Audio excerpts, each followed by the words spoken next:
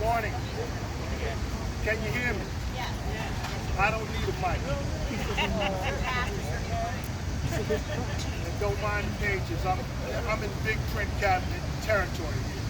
That's my station in life right there. I'm Reverend Brian Murray, who along with Dr. Marlon Tillman has led this Orange Army, Bridge, Maryland for a number of years.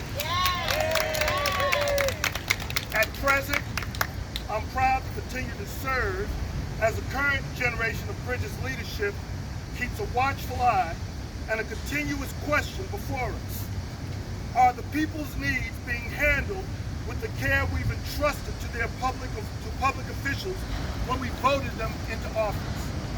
To answer that question, this morning we stand in solidarity with the sponsor of this Inclusionary Housing Bill, Councilwoman Odette Ramos.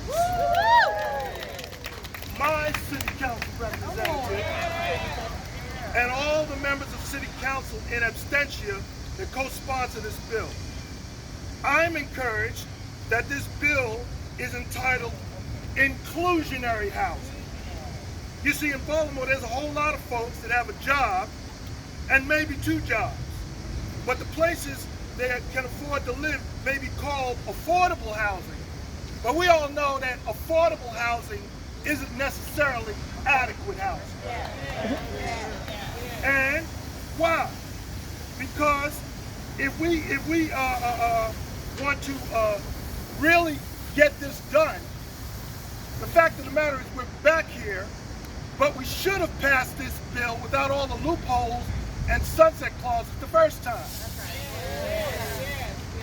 If we ever want to fix this city, people need decent housing at all income levels. That's what inclusionary housing is. When a new development cuts the ribbon, whether it's from the ground up or a large plot of rehabilitated vacants, if working class people can't afford to live there, all we're talking about is gentrification. And low-income people can't afford or don't have time for yoga classes or hanging out in upscale coffee shops or whatever they do. They're too busy working and trying to survive. You see, when newly developed neighborhoods are gentrified for select income levels, they bring their leisure activities with them. That's how you get a Starbucks down on Utah Street that we never saw before. But with this inclusionary bill, new residential construction projects that don't have a mix of models that are affordable for low to high income people have some work to do before City Hall will give them a green light to start building.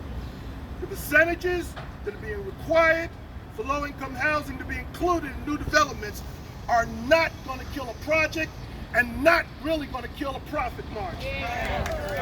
What it will do is expand the property taxes in the city by increasing residential occupancy and reducing homelessness and send an eviction notice to the idea that in Baltimore, your success in life depends on the zip code that you live in. So, I'm encouraged that we've got some committee hearings moving toward passing this bill. It won't fix everything, but it doesn't mean it won't fix anything. Let's pass this bill so people can move from having more mouse traps than light bulbs in the places they live. Let's pass this bill so when somebody turns on the water, it looks like water instead of something else. Let's pass this bill so that when somebody's walls are covered with the stains from a leaky roof, they don't have to apologize. Let's pass this bill so that we can reduce the number of space heater fires in the winter because of inadequate heating in inadequate housing. Let's pass this bill so some family can stop living in their car. Let's pass this bill so that all of the regulations and commitments filled by developers to build Baltimore are kept to and that they're honored. Inclusionary housing, I'm done, but inclusionary housing kills segregation. It kills redlining. It eliminates food deserts. It eliminates lead poisoning. And everything that goes with concentrating poverty in selected areas.